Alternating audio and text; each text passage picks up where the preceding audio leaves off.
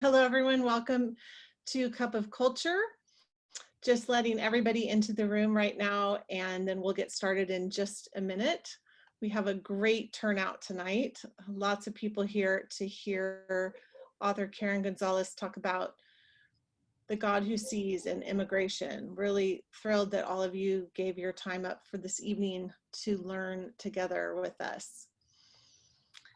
And we are going to just kick it off, and we may have others joining us over the next few minutes. But hello, my name is Kim Berry-Jones. I'm the director of the Center for Justice and Reconciliation at Point Loma Nazarene University, and we are thrilled to co-host Cup of Culture tonight with the Ministry with Mexico team and the Center for Multicultural and International Students.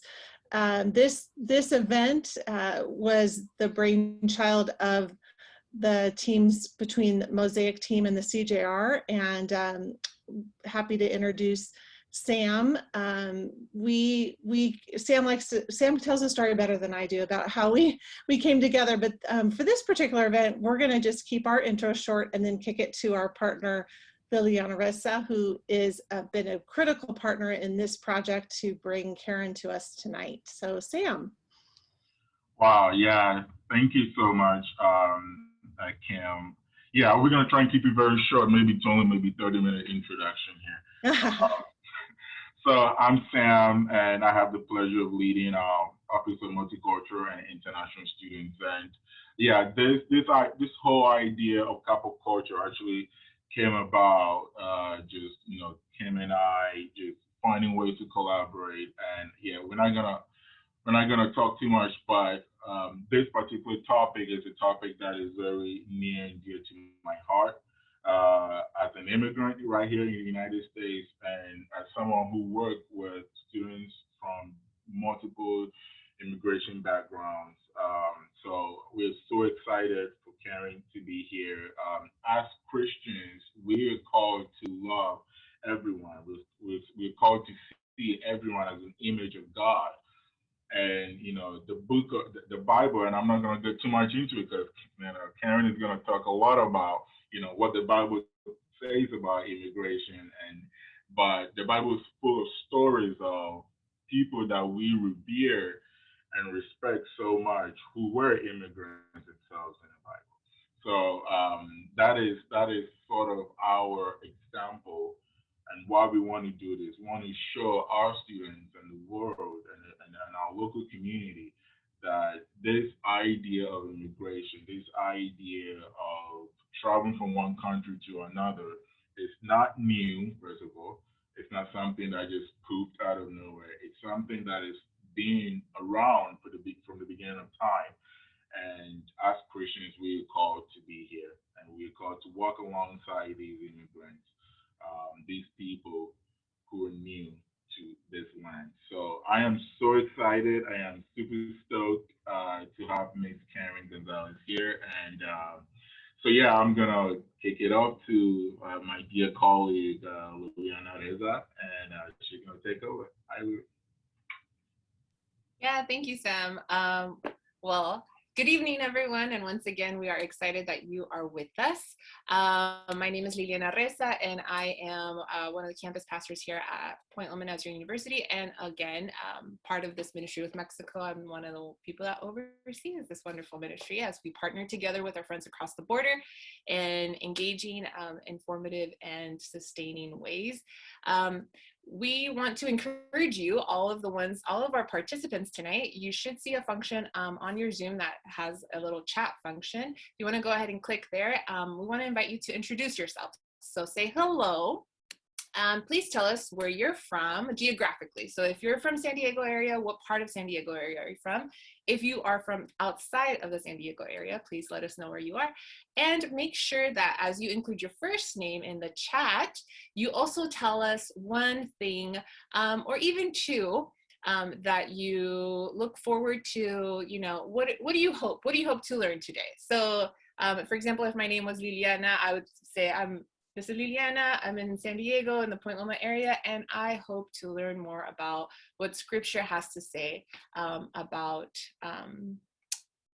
immigration. that's an example for you, right? But you can insert whatever is good for you. So we want to get to know you. Also, for those of you that are undergraduate students, this is an approved alternative chapel engagement. So make sure that on your Canvas dashboard, you should see Chapel Online. Click on there and then make sure you click Cup of Culture. It says Karen Gonzalez name on there, and then follow the steps. If you don't see that, don't worry. We will also have the instructions on how to submit your chapel engagement credit in the chat box here. And if you have any questions that has to do with chapel credit and engagement, make sure that you email us at chapel@pointloma.edu. So those are the big announcements for this evening. And once again, we are excited. I'm seeing a lot of responses, which is really, really awesome. And oh, there's another Lily. Hi, Lily. So yeah, well, we have people from Idaho. It's wow, San Francisco area. Okay, so make sure you also, there's a Consuelo. I'm Consuelo too, so I'm Liliana Consuelo. So make sure that you tell us, please include one thing that you hope to learn today. And I want to encourage you, if you have your journal or a piece of paper or something nearby, make sure to grab it so that you can jot down some questions, some thoughts as you're listening and as we're listening and learning together. And then at the end, we will have a Q&A time with Karen. So just make sure you're doing that as well. So let me go ahead and take this time. We're going to transition into watching a little video. As you guys can continue to fill in the chat with your introductions and scroll around and see who else is on here.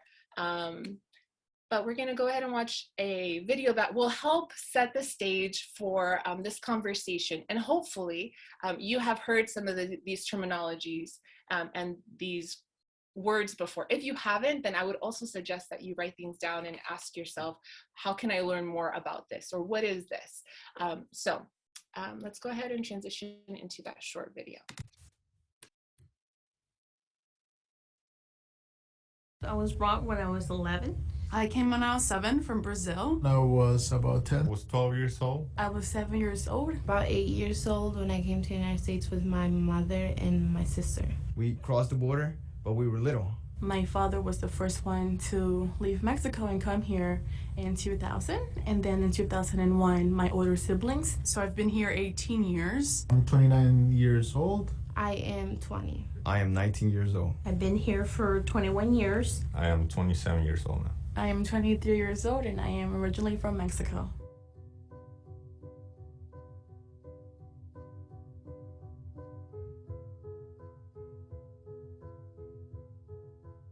When DACA was announced, I remember exactly where I was in 2012.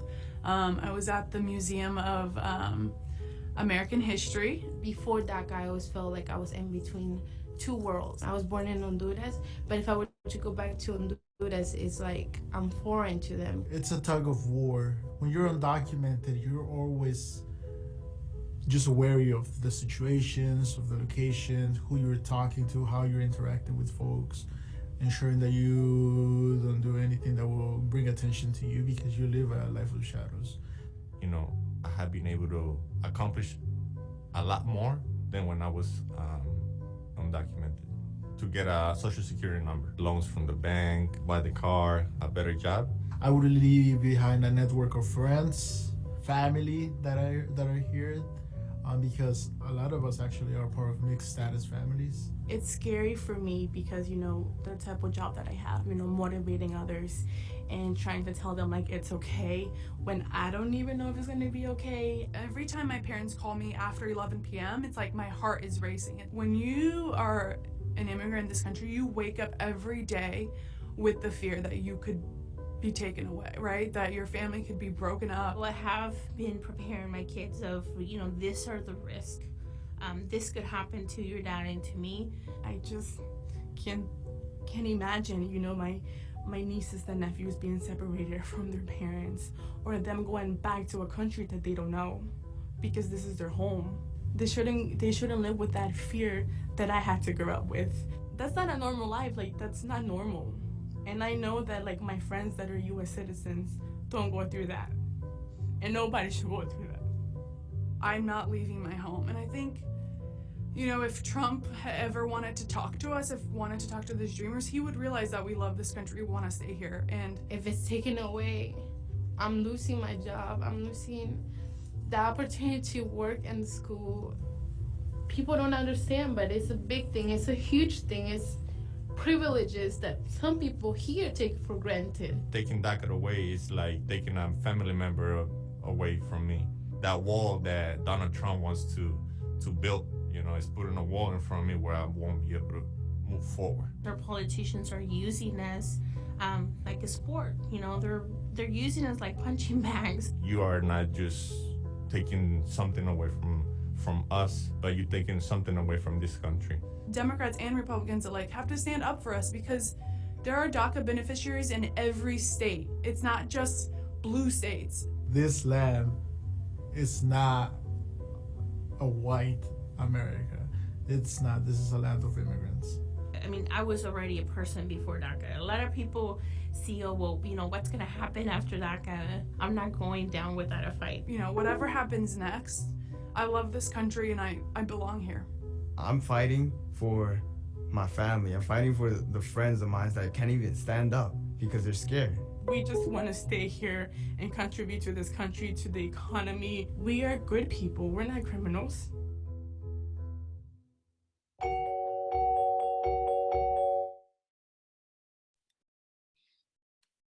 Well, I want to take this moment to introduce our speaker, but I think for me, one of the things that stood out the most from this video was one of the phrases that one of the people said, that I was already a person.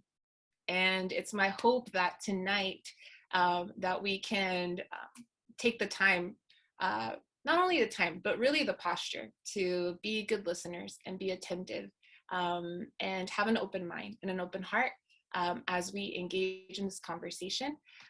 Karen is a speaker, a writer, a public theologian, an immigrant advocate who herself immigrated from Guatemala as a child.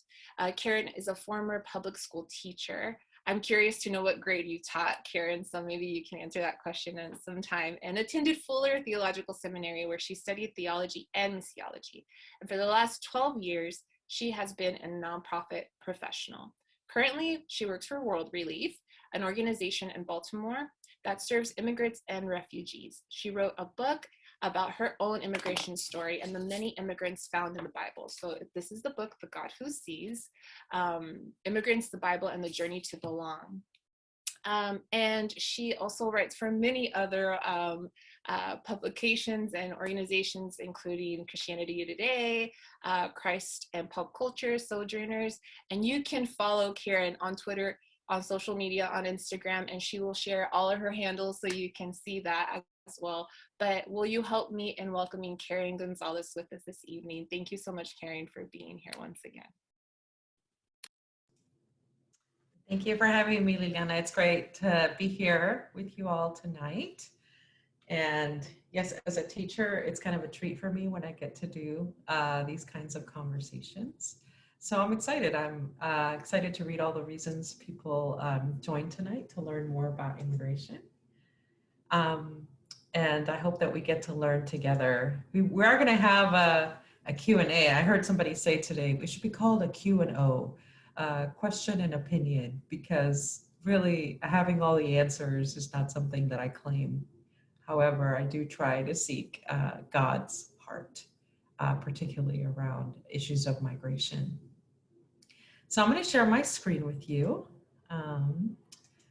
and it has some information about me, but it also has a little presentation that I'm going to go through tonight as we talk about immigration. And really, for me, the story of seeking a biblical view of immigration and what God has to say about it begins with these two women here, who you might recognize as Ruth and Naomi from the book of Ruth.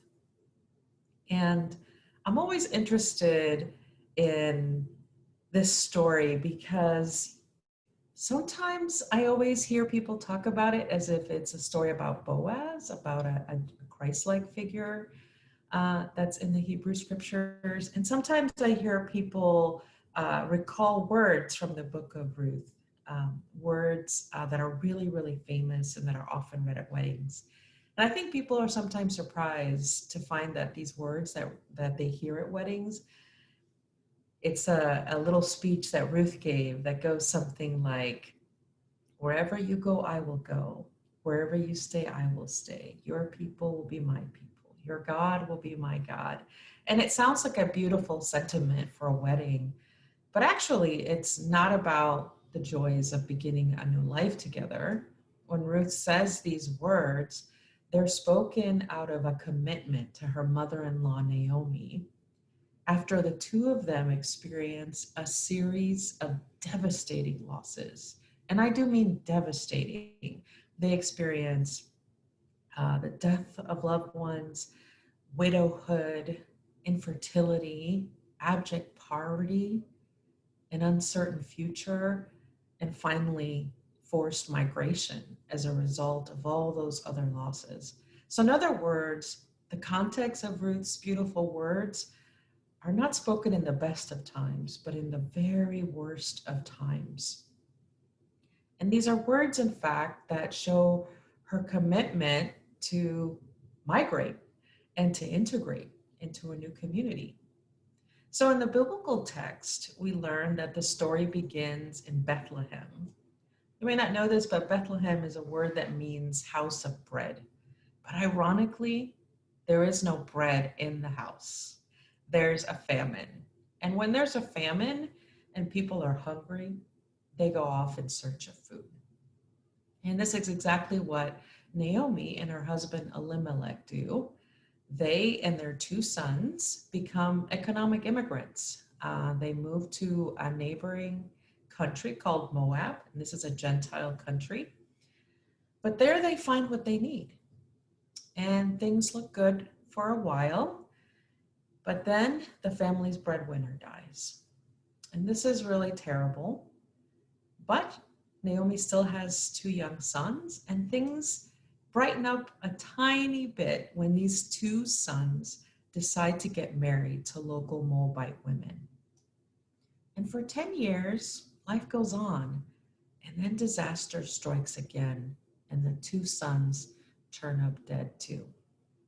Now, even in Israel, where there were laws of the land that protected widows and other vulnerable members of society, things didn't usually turn out well for widows. We know even by Jesus's day that they were extremely vulnerable.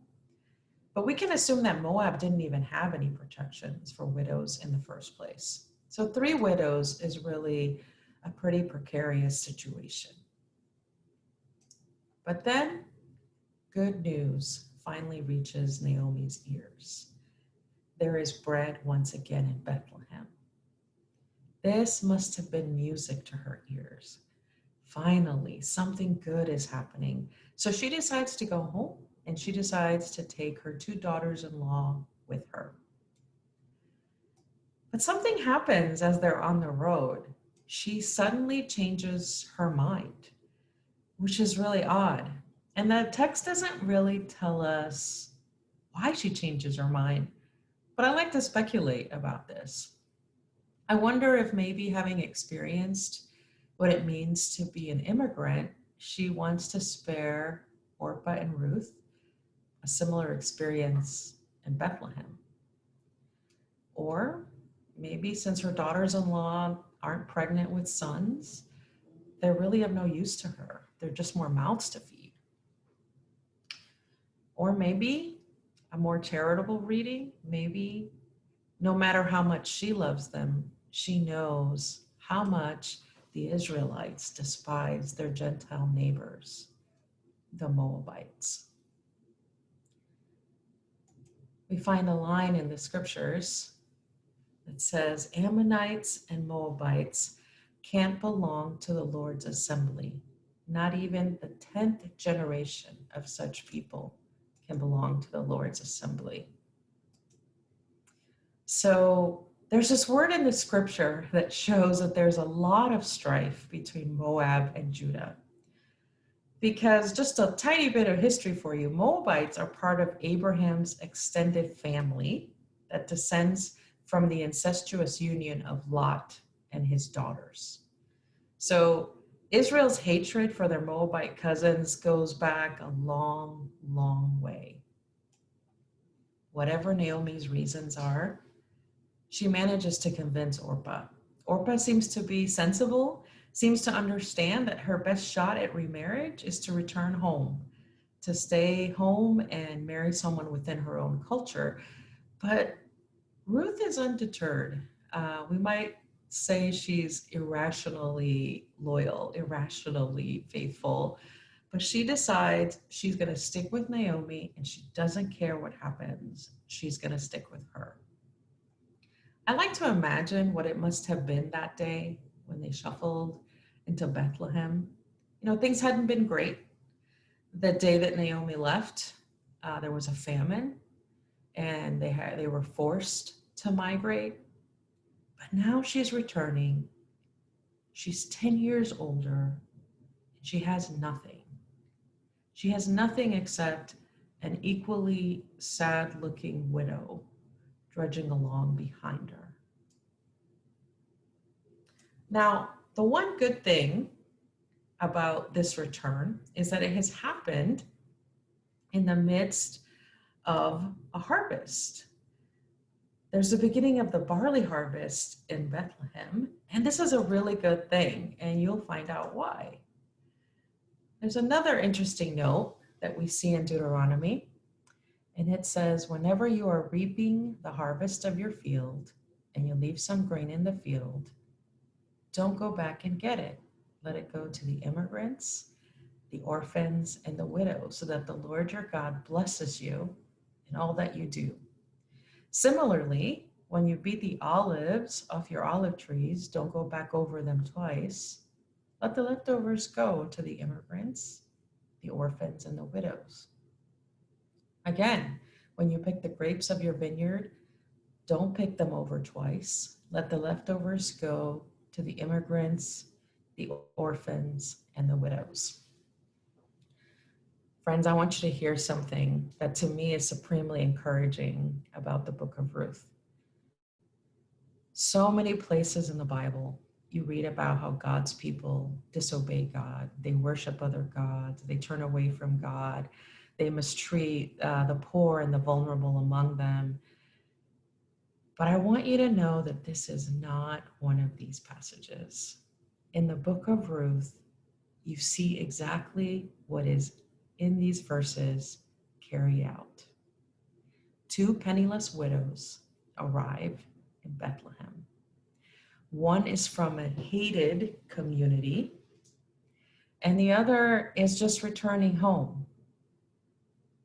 And the immigrant Ruth is welcomed into the field of Boaz. And in this field, she does exactly what these verses say. She gleans what the regular harvesters have left behind. So Boaz seems to know that even a hated immigrant is entitled to a decent job with a decent living. And the work that Ruth performs is not undignified, it is not demeaning, it is exactly the kind of work that everyone in ancient Bethlehem did. I don't know about you, but that's not true in my city. In my city, immigrants do the jobs that nobody else wants to do. The work that Ruth did was hard work, but it was exactly the kind of work everyone else was doing. Boaz acts with great generosity, and this is true. But I want you to realize that according to these verses here, he was actually not free to act in any other way. So I want to say that again. He wasn't free to act in any other way because he was a follower of the God of Israel. And it was God's law that guaranteed Ruth a place gleaning the crops. And not just her, all of the people on the margins of society, the poor, the widow, the orphan, and the immigrant. They all had the right to simply walk onto a field and begin to work for their livelihood. And Boaz had an obligation not to order his regular workers to harvest everything for his own economic gain. They could not harvest what grew in the corners of the field, nor what they missed the first time around. Because in God's economy, compassion for the poor and the marginalized was more important than efficiency and more important than profit. And Ruth is entitled not just to a job, but also to respect. Boaz reminds his workers, no name calling, no harassment, and no assault. And both Ruth and Boaz are entitled to Sabbath, time off for rest, reflection, celebration, and worship. Ruth, even though she would have been considered unclean, is invited to the table with Boaz and all the people, all of the other harvesters. And she eats from their bowls and she drinks from their cisterns. You know, at first glance, when you read this story, it seems like this kind of fairy tale in which all the main characters, Ruth, Naomi, and Boaz, do everything right. In fact, sometimes that's the way it looks in like children's Sunday school books. You have Ruth like a Disney princess, and you have Naomi like her fairy godmother, and you have Boaz, who is this knight in shining armor who comes to save the day. But that's not really what's happening in this story, because if you take a look at the dynamics, you'll see something else, something I've heard called the blessed alliance. Everyone in this story has something to offer. Now, Ruth is a poor immigrant, but she's a hard worker. The text says that she cleaned and threshed until evening, collecting 5 gallons of barley. And she's also socially savvy and compassionate. She politely but appropriately makes herself known to Boaz. And she takes good care of her mother-in-law. These are all things that earn her Boaz's favor. Now, Naomi is poor and she's too old to work, but she's what we call a cultural insider. Because she's from Bethlehem, she knows how to navigate the laws of the land, the law that provides for the poor and for the immigrant, and the law that says that her closest relative has to come to her aid. Now, don't get me wrong, she's powerless to enforce God's laws, but she helps Ruth to understand the system and to position herself in such a way as to benefit from it. She shows Ruth how to make her way in the society of Judah, which for women meant marrying well. And then there's Boaz. And I think Boaz is an important character. He's the most powerful of the three. And fortunately, he understands the biblical use of power for the common good. So rather than reveling in his own male privilege or in choosing the exploitation of human work and life, or the care of only his own people, he chooses justice and compassion. And he offers Ruth an honest means to earn a living while providing a safe work environment for her. And he does this long before there's any benefit in it from him, long before there's any promise of marriage between them. So here in this little book of Ruth, we see a picture of the Blessed Alliance. We see men and women, citizens and non-citizens, co-laboring, working together side by side for the flourishing of their communities. Nobody looks out just for his or her gender or ethnic group. Nobody becomes superior and subjugates the powerless. And you know what happens? Everyone thrives, not just survives. It's a really beautiful picture with a very happy ending. We know that Obed, the son of Ruth and Boaz, eventually becomes the grandfather of King David, who is, of course, in the lineage of Jesus Christ. The Blessed Alliance is what happens when God's people submit together to God's laws and work together to serve their communities. Things work better and human beings become their best selves. Now, I want you to consider a question. That's a great place to end, right? But I want you to think about something. What would happen if Ruth came to America today? What would happen? If she arrived with the asylum seekers at the Mexico border in Juarez or Tijuana, any of these places, would she be allowed to enter our country as a refugee? Would we let her in? Would people consider her a security threat to our citizens? Would people tell her to go back to her country, to go live in a refugee camp? The book of Ruth says that in a godly society, the immigrant is welcome and that everyone is entitled to decent work for a decent income. Everyone. So I want to talk a little bit about this because sometimes people tell me, well, I've even heard theologians refer to Ruth as a refugee, but I want to tell you whether or not she would have been admitted to the US. There's only 4 ways that people can migrate to the US legally. And you can remember them in terms of blood, sweat, tears, and luck.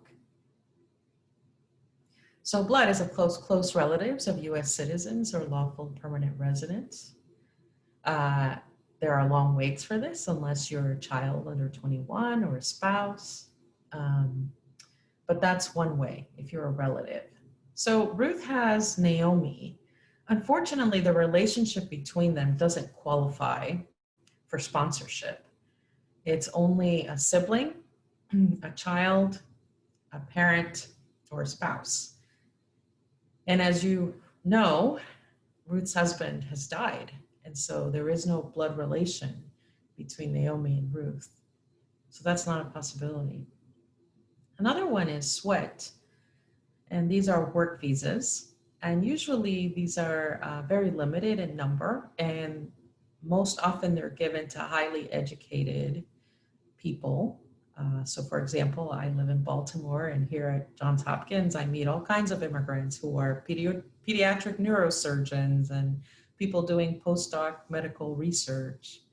But these are the kinds of people who get the work visas that are available, and they're usually sponsored by employers.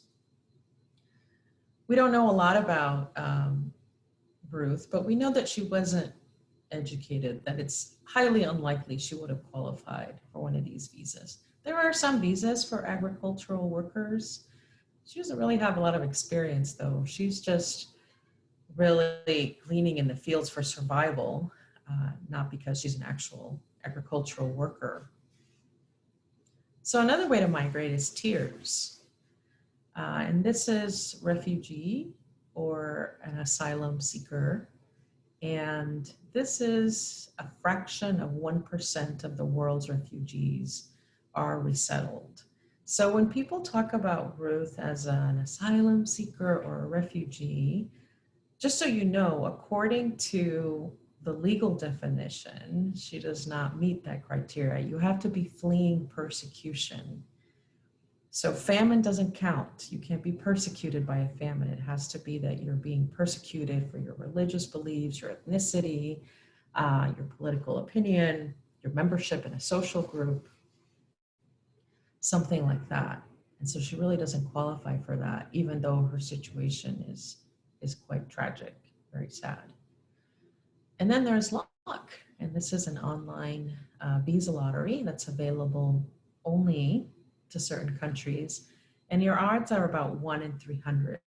The only thing about this diversity visa lottery is that you have to have a high school education to be able to qualify for it. And we don't know a lot about Ruth's education, but we know that by the New Testament, only about 10% of the world was literate, and out of that 10%, women were a very, very small minority. So these are the ways that you can migrate legally today. And so we know that according to our laws today, Ruth would be turned away.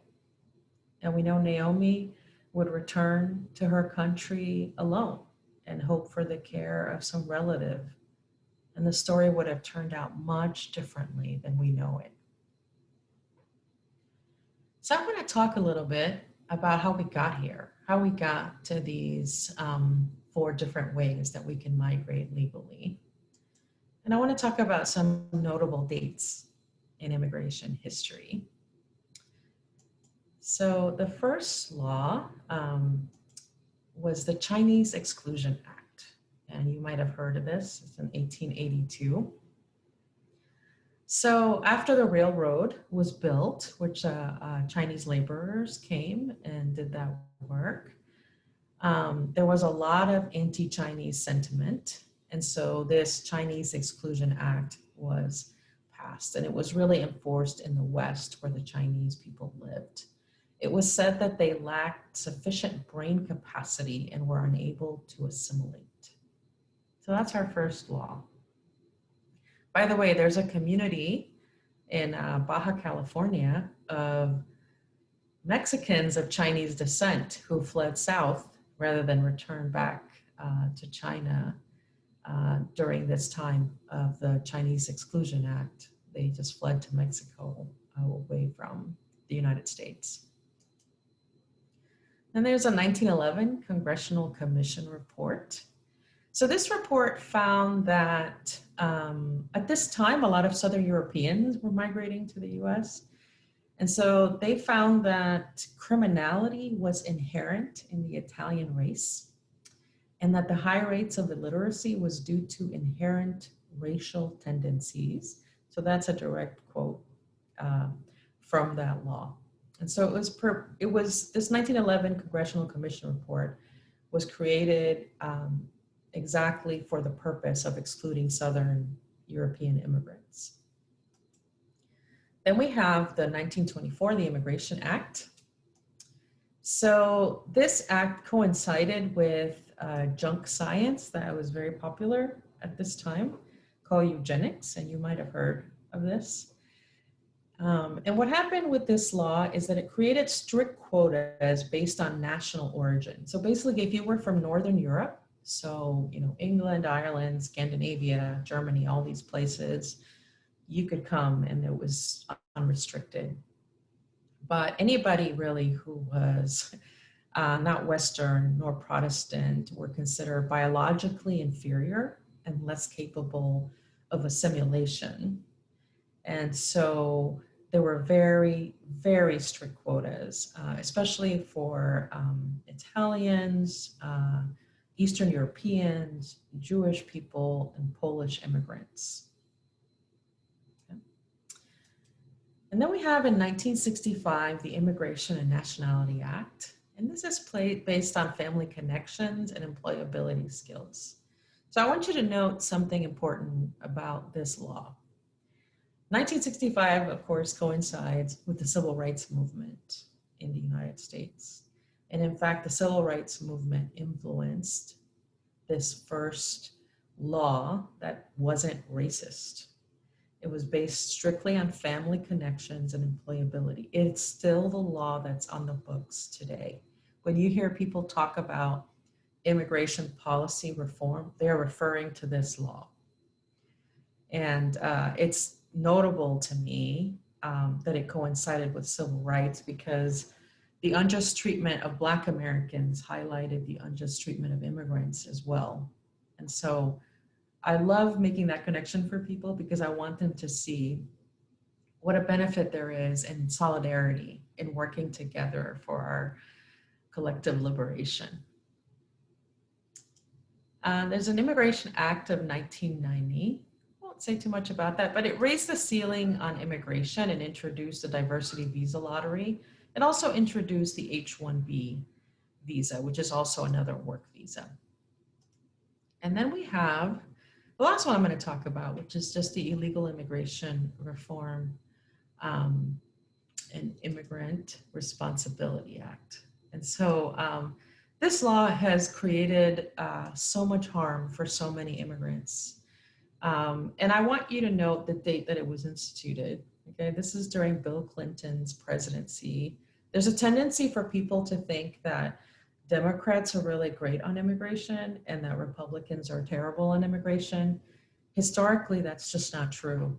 Actually, both parties have done a lot of harm in terms of immigration policy. And this 1996 law is the reason so many people cannot adjust their status today. It is extremely harmful because even if you're married to a US citizen, but you entered the country illegally, meaning you weren't admitted, if you acquired more than 180 days, you have to be barred for 3 years before you can apply for a green card. Even if you're married, even if you have children, and if you acquired more than 180 days, then it's 10 years that you have to be barred. So it's caused a lot of harm. Sometimes I've been asked, what would you change? If you could change one thing to make things better for immigrants, and I would do away with this 1996 law. It has done so much harm and separated so many families. Long before Trump came along, it was separating families and still is. So I think it's important to think about the reasons that people migrate. And I want to talk a little bit about that.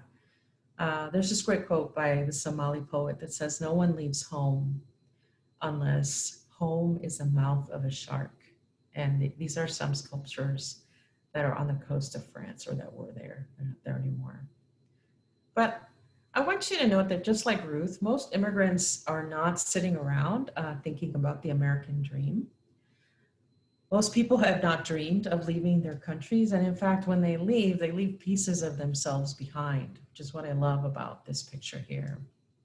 They leave their home, their comfort, their heart language. Often they leave extended family or immediate family, even their very sense of self, and they have to start all over again, almost like children in a new country. It's a deeply painful and a very traumatic experience.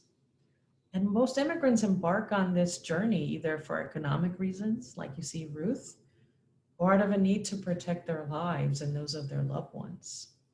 So let's talk about the primary reasons that people leave home.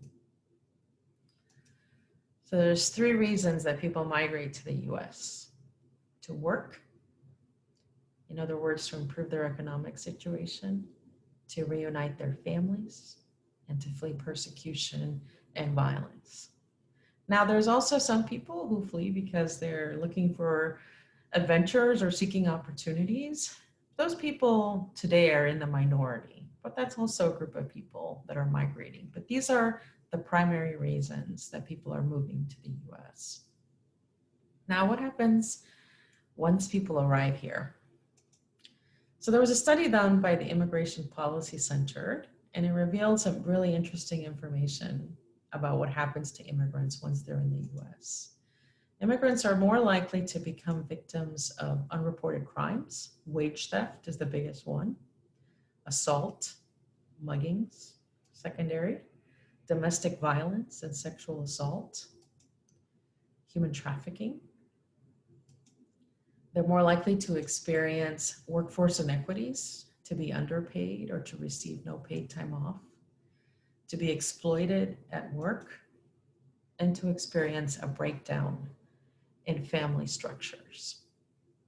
So that's the reality of what happens to people once they come to the US. Now, there's another study that was done by Amnesty International that revealed that 70 to 80% of immigrant women crossing the border between the US and Mexico are sexually assaulted. So in fact, when I was in Mexico in November and December, I met with a woman who is Catholic and a very devout Catholic, but she's part of a network of people that help furnish women with birth control because they know this is a very likely possibility, and at least the women will become pregnant from the rapes. That's how common this is and how well known it is. So this is the real crisis at the border. It's the vulnerability of immigrant women and girls. You know, Immigrant women experience danger entering the US and poor conditions once they're in the US. So immigration is this topic that we talk about a lot. And I think it's important to recognize that it's an economic issue, it's a social issue, a political issue, but it's also a Christian and biblical issue. And that's because it deals with people. And the Bible tells us that people, all people, are made in the image of God. So God has a special concern for the immigrant. And I love the Common English Bible because rather than using the word stranger, it uses the word immigrant. But this word ger is the Hebrew word closest to immigrant in English, and it appears 92 times in the Old Testament. And usually it appears something like this. The same law applies to the native born and to the immigrant living among you. You know, God's law for the Israelites mandated that the native born and the immigrant be treated equally with the same rights and the same responsibilities. Now, often when I bring this up, people will talk about this right here. What about Romans 13? There's a passage in the Bible that says we all have to obey the law, right? Because all of these authorities have been placed by God. And so if you resist authority, you're going to incur judgment. And I think it's in a passage that we shouldn't avoid talking about. So I want to draw a distinction, though, that when we're talking about US laws, these are not God's immutable laws. Our laws change all the time. In fact, we have a whole branch of government, legislative branch, that's devoted to examining laws, changing them, repealing them.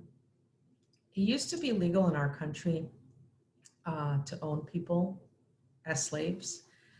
It used to be legal to deny women the right to vote or own property. It used to be, domestic violence used to be legal. It used to be that you could do whatever you wanted to do to your spouse and to your children, and nobody would say anything about it. And that's no longer the case. These are just laws that have changed. So I want to highlight that when we're talking about laws, we're not talking about having people violate laws, but we're talking about changing laws, reforming laws that harm human beings.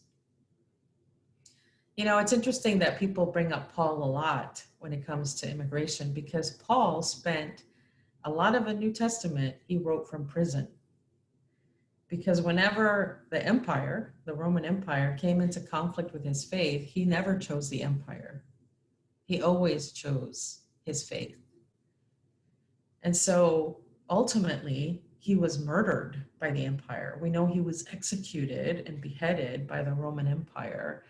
And that presumably was not because he followed all their laws and did everything that they said. You know, Paul ultimately followed his conscience, and for him that meant following Jesus and Jesus' commands to him. So we hear so many bits about immigration that I don't even want to repeat them, but I do want to spend a little bit of time talking about some of the facts and correct some of the misinformation that is out there. So one thing I want you to know is that immigrants today are not any different than the ones that came generations ago. Immigrants have the same need, and immigrants have the same humanity as Irish immigrants, as Polish immigrants, as Italian immigrants, same need, same humanity. So what has changed? Federal immigration laws have changed. It used to be, you know, I live like 3 hours from New York City, and I did a tour before the pandemic of Ellis Island, and they'll give you information that's just shocking, that they processed sometimes 5,000 immigrants a day. And basically, as long as you didn't have lice or tuberculosis, welcome to America. That was the standard. I mean, there were so few laws, and there really wasn't any enforcement of laws. And so that's really what's changed. Now there's not a lines to get into to migrate lawfully. So this leads to unlawful migration, and unlawful migration isn't good for anybody. It's not even good for immigrants themselves, because this is what leads to the exploitation that so many immigrants experience in the US. It leads to vulnerability and invisibility. Here also that refugees, 55% of the refugees to the US are Christians. Mostly they're from persecuted communities. Now, this is not to say that people who are not Christians shouldn't be welcome to the US, not at all. But there seems to be an idea out there that refugees are so different from us. And this particularly was strengthened by the rhetoric under the Trump administration.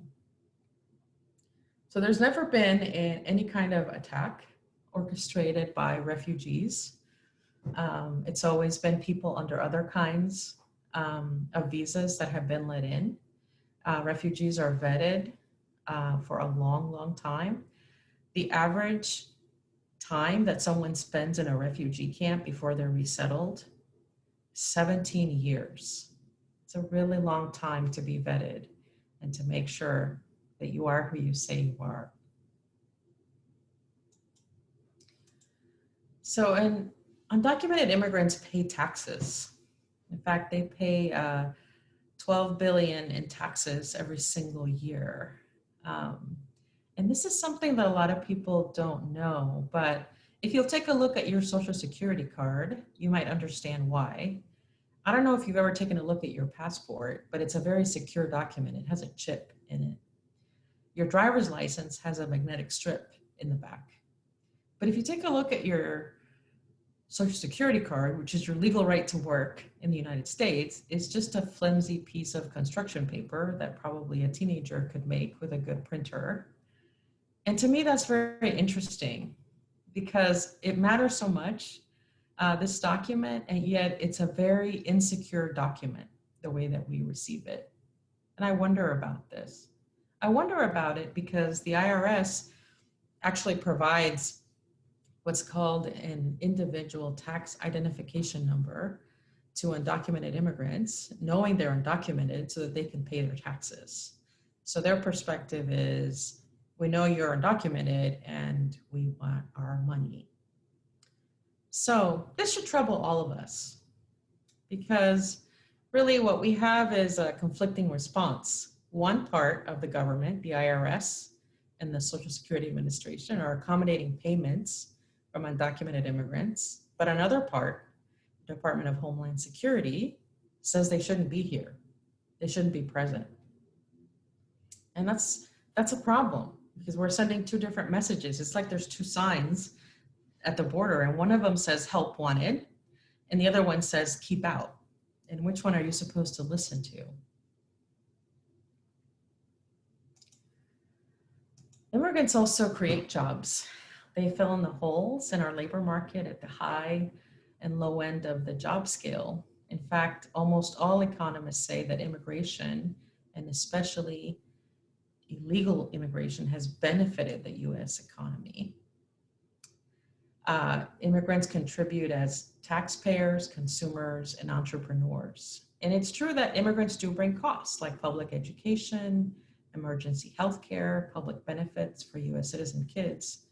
But these costs are outweighed by the economic and fiscal benefits that immigrants bring. Immigrants bring strong family values, and we learn English and we integrate into our communities. Now, this is a big complaint that I hear from a lot of people. Immigrants don't learn English. And if you meet immigrants that don't know English, usually they're first generation. Only 23% of first generation immigrants speak English well. 88% of second generation, 94% of third and later generations. In fact, by the third generation, the first language has been lost. Very, very difficult to keep. And immigrants have an excellent work ethic. And through our work, we support the social systems in this country. Most immigrants to the US are in their prime working ages. And this is proven by the fact that we're 13% of the US population, but 16% of the workforce. And you can see there, particularly the medical field, the way that we fill in the gaps in a lot of different professions. In addition, most of our food comes from California's Central Valley. 70 to 75% of farm workers in California are undocumented immigrants.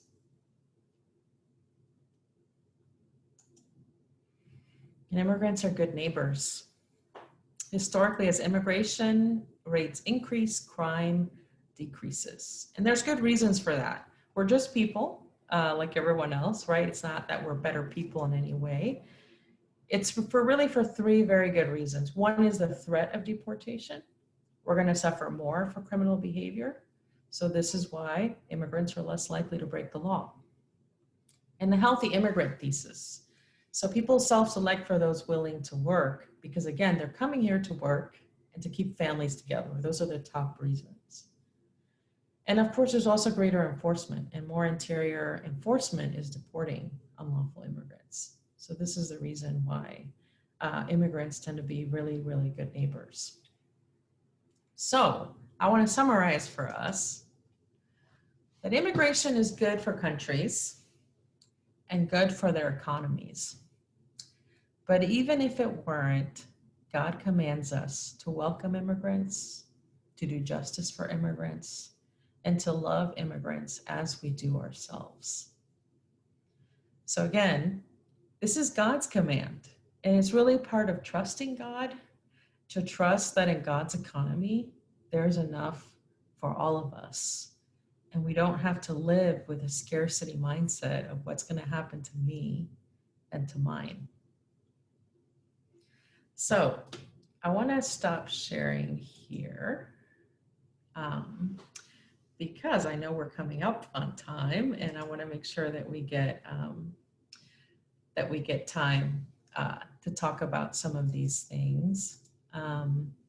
So yeah, what questions come up for you as we are talking about all of this? I know I gave you a lot of information, and I do have a couple more slides that I can share with you just about things like, what is comprehensive immigration reform?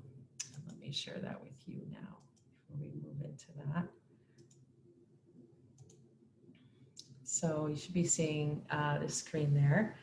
This is what people mean when they talk about immigration policy reform. And I want you to know that it's not like this is my favorite, my ideal reform. This is just what many people believe both parties could agree to. There are things in here that I would change if I were in charge of everything. Things would be really different. In an ideal world, I think we'd have open borders because migration, in fact, is very natural, and people have always migrated in search of resources. What's unnatural is actually keeping people from accessing resources by drawing imaginary lines around different areas of the world. But this is what people are talking about, and I think it's absolutely practical and feasible and possible. We just have to put pressure on our legislators to make this happen because so far they have not had the will to see this through. So, all right. So Leanna, I'll give it back to you because I know you wanted to moderate this next part. Yeah. Well, thank you so much for sharing, and also for just the wonderful immigration history that you highlighted for us. I think I would love to begin just by inviting, or maybe would you be willing to share a little bit more about your own migration story? There were so many wonderful things that you shared, and that help us kind of like just learn and know the context of our own history, right? Just the U.S. Understanding and view perspective of how they're understanding, how they're navigating immigration, people coming and going. But would you, share a little bit more about your own experience? I love the way that you talked about just the humanity aspect, the importance of us, even as Christians, as Jesus followers, the concept of dignity, human dignity, And yeah, I'm going to leave it at you would you share a little bit more about your experience? Sure. So I migrated, I would have been a DACA recipient. Okay. Because I migrated when I was 9. I came with my parents from Guatemala. It was during the Civil War in Guatemala. And we left because, ironically, the US funded a civil war that made our country unlivable for many people, and that particularly targeted indigenous communities in Guatemala. So that's where my family left. And we were undocumented. We moved to LA, and my parents got fake Social Security cards, which you can buy in LA, and they worked and they hoped to stay under the radar. And I wasn't that aware, as a little kid, you're not that aware of what's going on in your parents, all their stressors and what they're going through. But my parents had my uncle, my dad's brother, file an immigrant visa for my dad, and we were his derivatives, my brother and sister and I and my mom. But there's always a line for that visa. So we were undocumented about 3 years. And I want to tell you that our lives changed really radically. Well, actually, we left LA when we became documented. Because before then, all my parents worried about were they had a backup plan in case they got deported for what would happen to us. They worried about raids they heard about happening here or there and people getting picked up. This was their life, just thinking about that and worrying about that and what they would do and how they would get back and how they would reunite the family. And as soon as we got our green cards through my uncle's sponsorship, it was like night and day. All of a sudden, my parents were like, where do we want to live? Should we buy a house?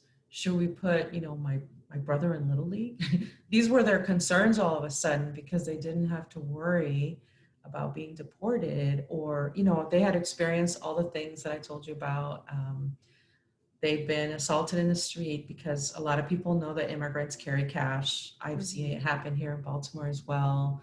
They experienced wage theft because employers knew they couldn't do anything about it because they were undocumented.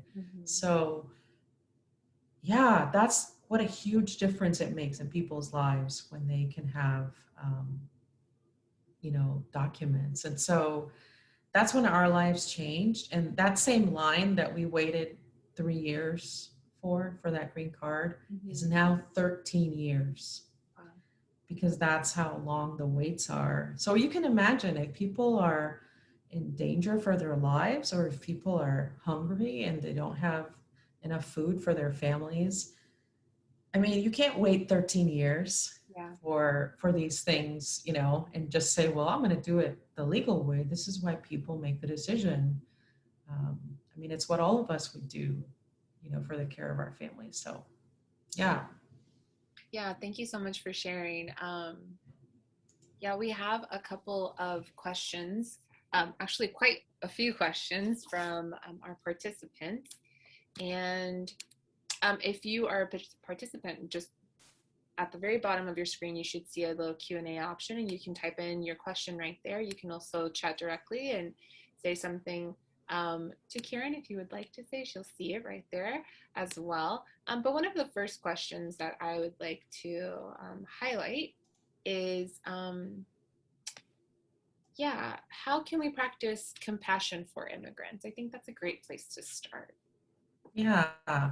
Well, I think that it's, sometimes I hear people talk about immigration and it's just like nameless, faceless mass out there somewhere. But actually, immigrants are about 10% of the population, or 13%, I forget which one it comes in, but each one of those is a human being with the same kind of goals and dreams that you have for your own family.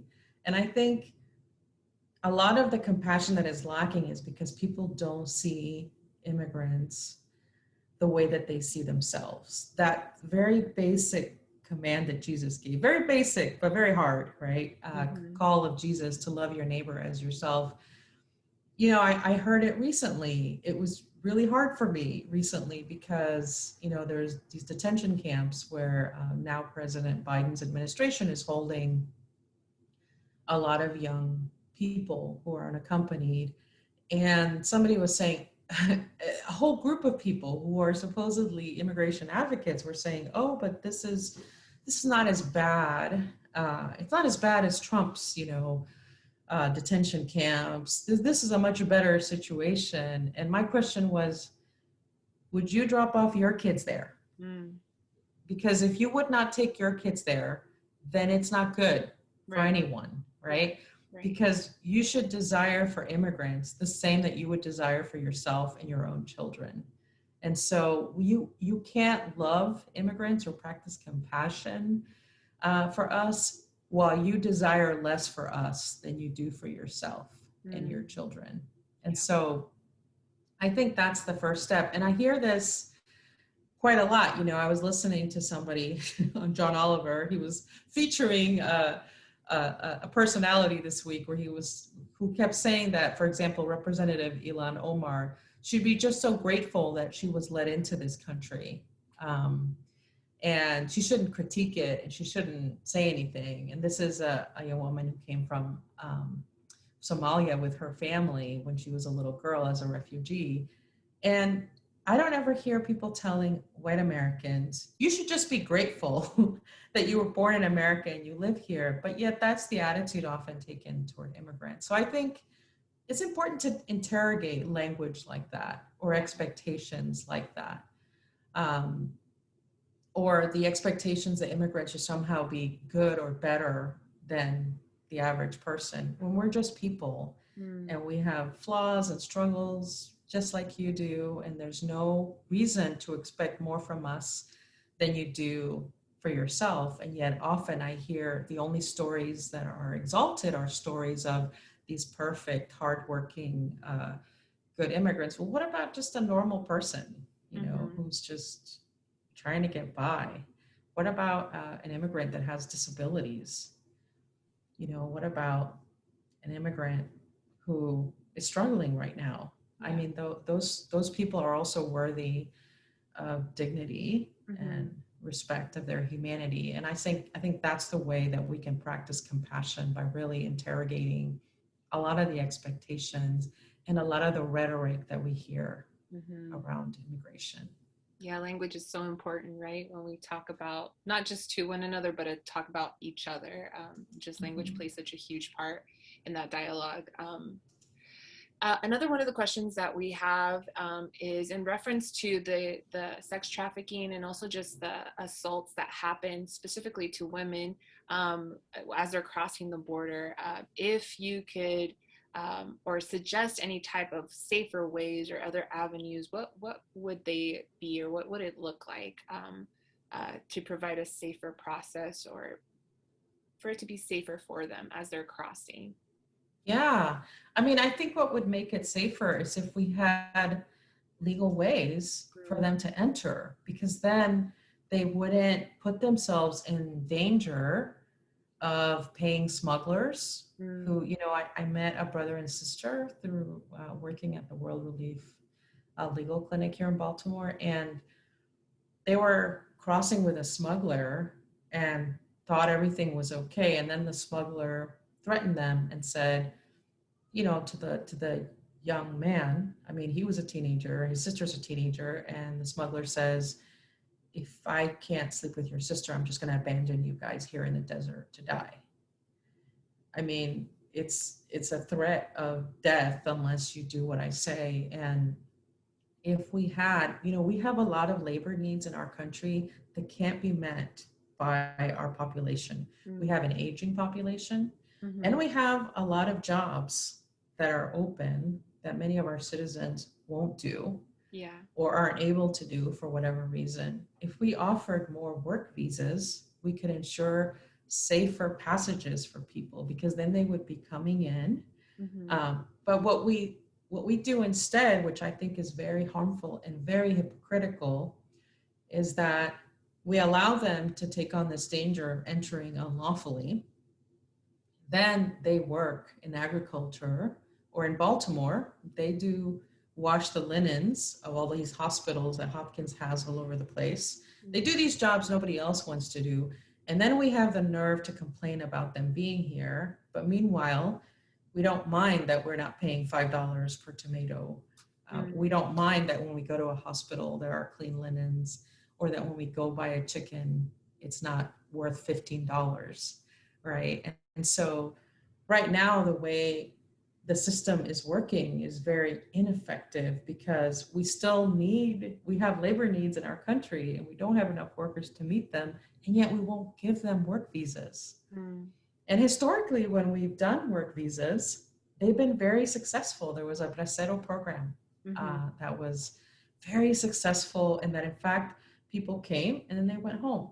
They came to the US and worked for a season, and then they went home, and it was very successful. But then anti-immigrant waves took over and shut down that program. And so that is the way that we ensure the safety of women. It has to be done at a national level. It has to be done. That's the way that we protect people, is through just laws that care for them. Yeah. Here's another question for you. How has your writing helped you process your identity as an immigrant and your relation with immigration issues in general? So how has your writing helped you process all this? That's a great question. A lot, actually. To be honest, I'd never really revisited some of the more painful parts of migration. And one of the reasons I wrote the book was because I didn't see a lot of books being written by people who had the lived experience of displacement, migration. And I felt like, don't get me wrong, I think all the books are needed and important, and they have their audience. But I thought, I know many immigrants working in advocacy, first generation, second generation, third, and yet somehow our stories weren't getting written down. And so it really helped me process a lot. I had a lot of conversations with my family. And honestly, it really connected me so much. Like one of the chapters, I focus on the dignity of work. You know, a lot of the women in my family, even if they were educated in Guatemala, when they came to the US, they had to work as housekeepers, as home health care workers, custodial work. And this was my grandmother's life. And I remember her saying, you know, that all work has meaning and all work has dignity. And she wasn't ashamed of the kind of work that she did. And so, yes, it was I would say it was really emotionally difficult, but it was also very healing. I felt like the Holy Spirit really accompanied me in that process of like revisiting the past and a lot of the hardship of that story. Because for me, as it receded into the past, you know, the less I thought about it. But it was very, very good and very healing to revisit it. And it also really connected me with the reality of what migrants are still experiencing today. Yeah. So how can we go about having a civil and effective conversation about immigration with someone who is anti-immigration? Okay. So I just want to free you, if you're thinking about this, if this is your question, that you are not the xenophobia whisperer. And the reason I say that is because I want you to think of any issue where you've changed your mind. You know, I used to not affirm women in leadership. I grew up in the Catholic Church when I never saw women leaders in the church. And then I went to the conservative evangelical church where I definitely didn't see them there either. And I remember a time when I did not affirm women leaders and pastors, and now I do. I cannot tell you the moment the change took place, but I know that it did. And it happened through conversations, it happened through books I read, it happened through spaces I was in, and even some classes, you know, that I took where we talked about some different things. And so I don't think anyone should put on themselves like, oh, I have the magic bullet conversation that I can have. For most of us, changing our minds on something like this is going to take time. Mm-hmm. And in fact, for me, I remember more the moments of dissonance than I do the moments of harmonizing. Like I remember the first time I saw a woman preach and I was like, whoa, but this is not biblical. But also, she's very gifted. And it was just this very conflicting kind of moment. And the same thing with immigration for me, is that it was a process of change that took place in me. And it was really a work of the Holy Spirit too. It's not anything that we should pressure ourselves that we're going to have a conversation or a series of them and that person's just going to change and everything's going to be different. And so I think it's important to be a safe person. You know, if I had talked about immigration or women in ministry or whatever, and someone had been really offensive toward me and cruel and said I was sexist or that I was upholding the patriarchy or, you know, all of that was true, by the way. But it wouldn't have really advanced the conversation for me, nor for anyone. And so I think, can you be a safe person? Like I have an uncle who's married to a US citizen. He's very assimilated into white culture. Actually, the uncle who sponsored me, and you know, he used to post all these awful racist things about immigrants on Facebook and at family gatherings. And I would always engage him. And I didn't engage him because I thought I was going to change his mind. But I did have some rules of engagement with him. I said, for example, you and I can disagree about policy, but you are not allowed to disparage immigrants in front of me because they're human beings. And so you have to respect their humanity as image bearers of God. But also I knew that, you know what, my cousins are listening, their kids are listening, other relatives are, and I wanted to make sure that they knew that it's not okay to say these kinds of things. I haven't changed my uncle's mind, but he's now afraid to post things because he knows I'll comment on Facebook. So, but I just encourage you to be someone safe. Now, if you are an immigrant and, you know, don't put that on yourself to try to convince people. It's enough that you are surviving in a country that doesn't seek your thriving. You don't need to subject yourself to that kind of dehumanizing language or dehumanizing environment. But certainly all of us can be open and can be safe people to talk through these different social issues, but with rules. Yeah. Like there should be rules of engagement. And so there have to be like, let's agree. You know, that's one thing my uncle and I agree on. Okay, they're human beings. They're made in the image of God. And so we're going to respect that. But let's debate policy all you want. And so yeah, I unfortunately don't have a magic conversation for you, but I do encourage you, you know, to be a safe person that someone can talk to and someone can bring questions to.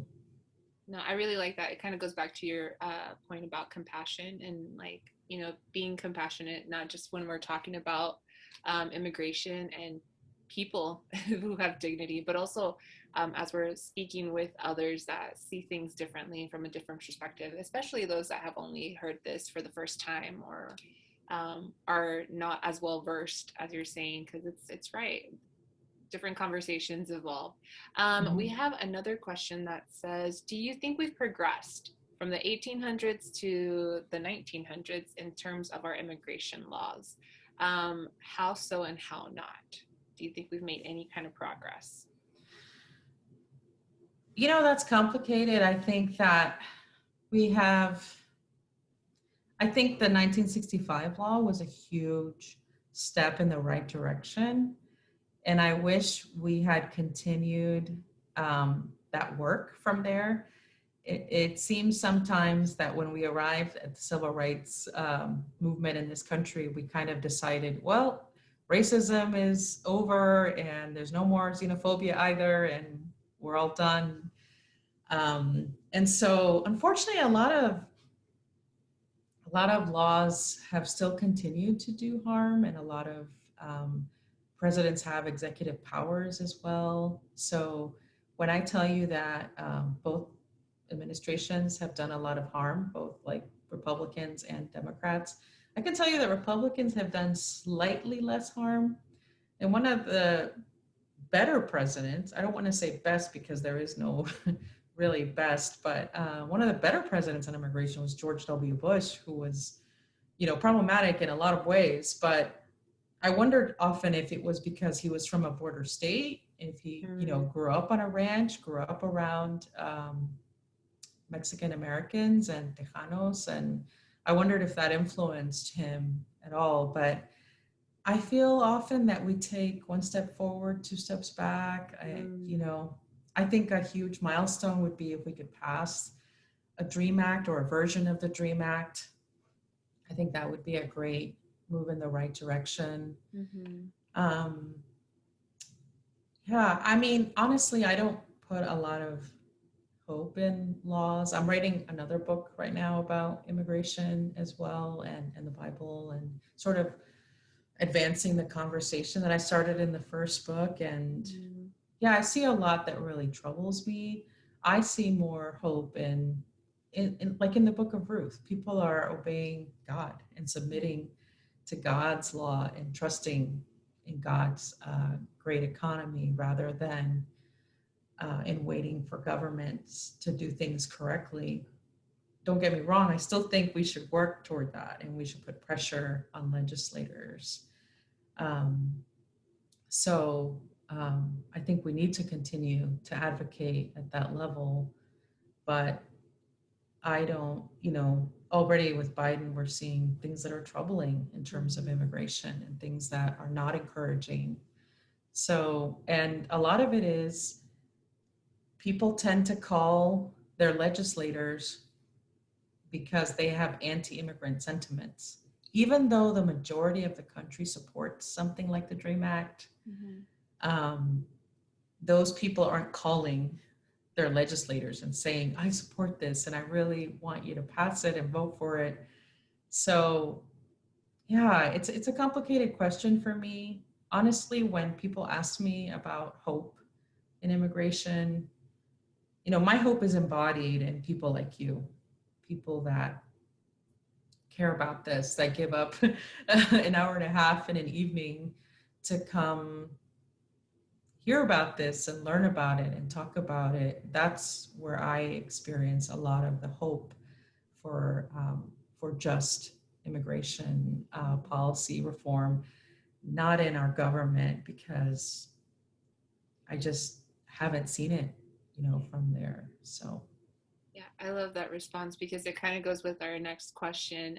One of our participants asked, what advice do you have for us developing more awareness for embracing immigrants, just actions in general? What can we do on a day-to-day basis? I mean, you pointed a little bit to that in your previous response with, calling and, really advocating through your vote, literally voting every time we have an opportunity to go vote. But yeah, what are some day-to-day ways that we can engage both in awareness and in action? Yeah, so I'm going to share my screen with you real quick because I have just a few slides that I think will be helpful in answering that question, because yeah, I think it's a very good question and it's something that all of us should consider now that we know, well then now what? So some of the ways that you can respond, I think it's important for all of us to examine our views of immigration. And if you're a Christian, are these views primarily informed by your faith? And let me tell you why this is important, even if you support immigration. So many of us are so influenced by the community we're in, the friends we have, the family we're in.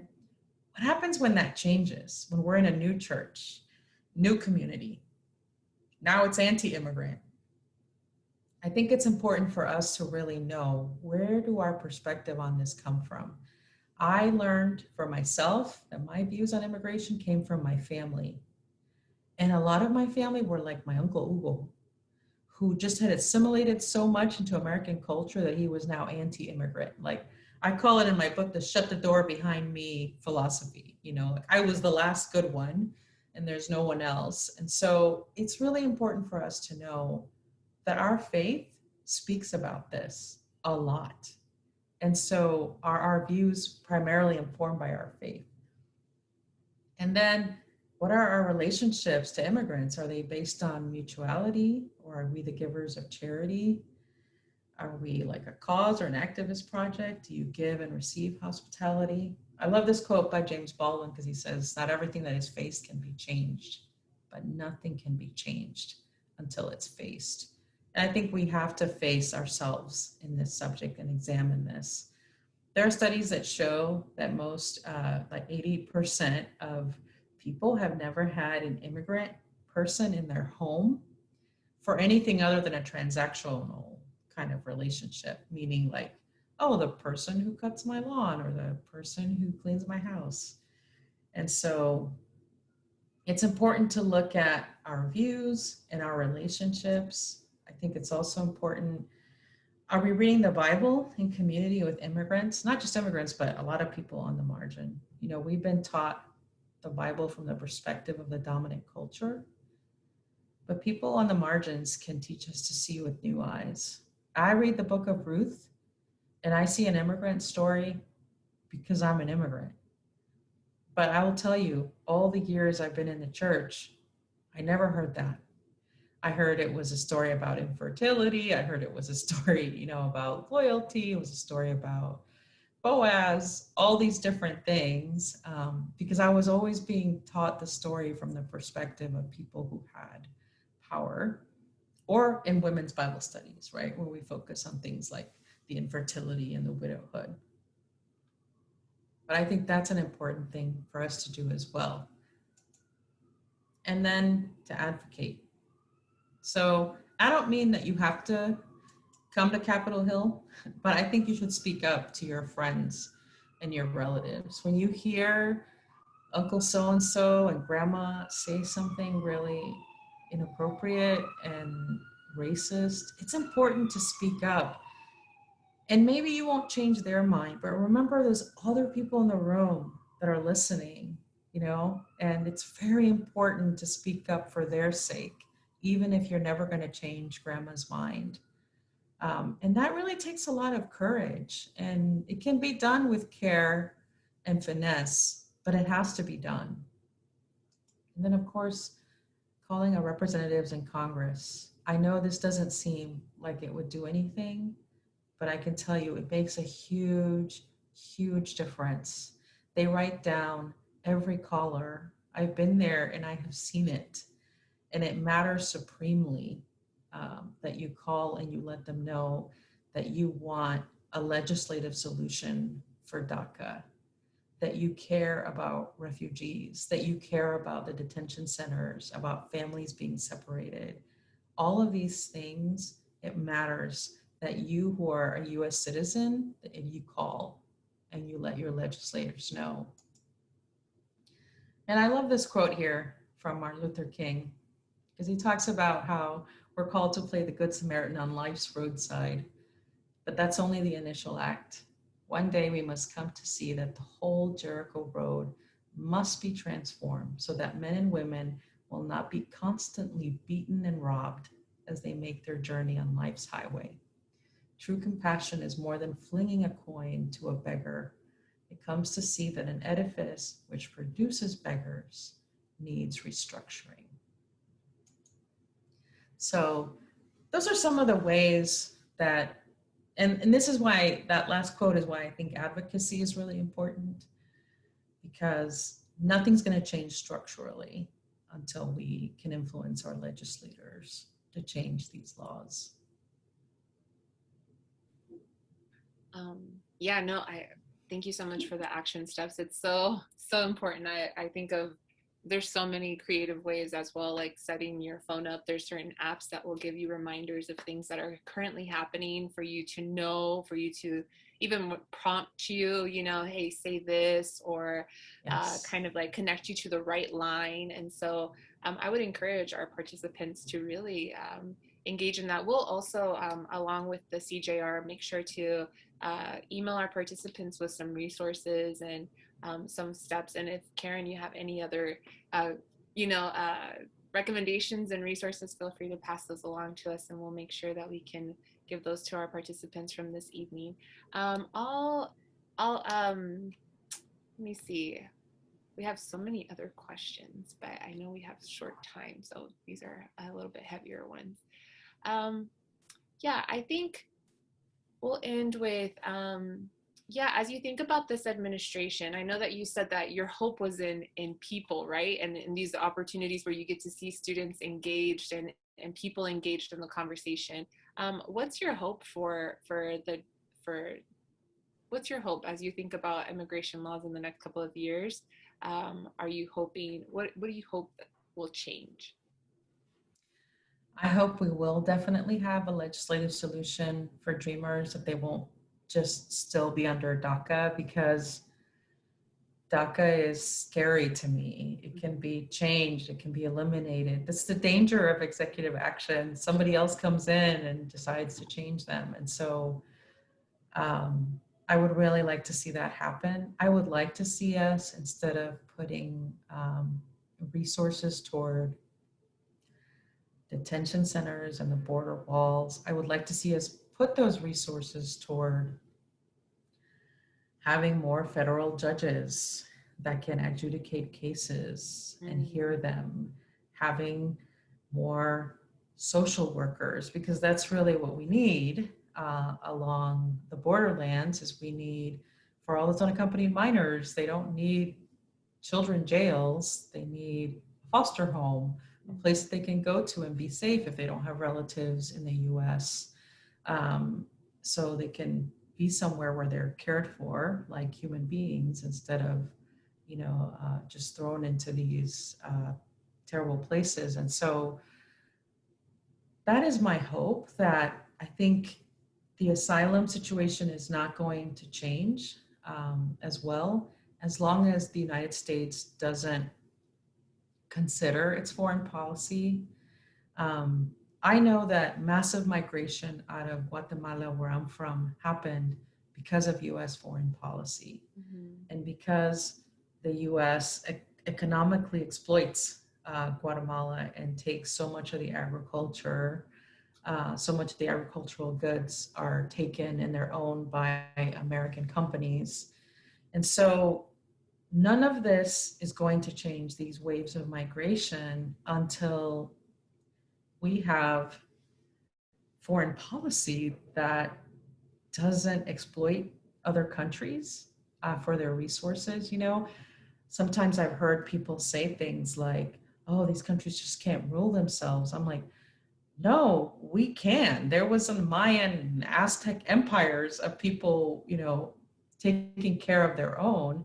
But, a country like Haiti is still in millions of dollars of debt to France, who colonized them and stole their resources. And so there's a lot of injustice around foreign policy that creates migration. I would love to see President Biden address some of that. And I know there are people working toward highlighting that. But those are some of the changes that I would hope for. But I think the lowest hanging fruit is I would love to see a legislative solution for DACA recipients. Yeah, I join you in that as well. So, well, Karen, thank you so much for your time this evening.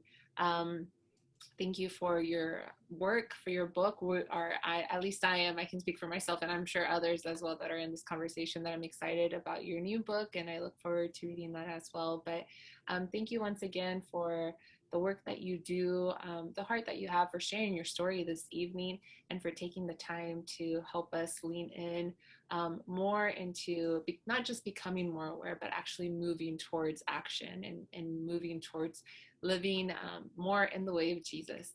So thank you so much for that. And to all of our participants, thank you so much for being with us tonight. You can say your thank yous in the chat box as Karen reads them. And thank you once again, everyone. Have a good evening. Take care, and God bless.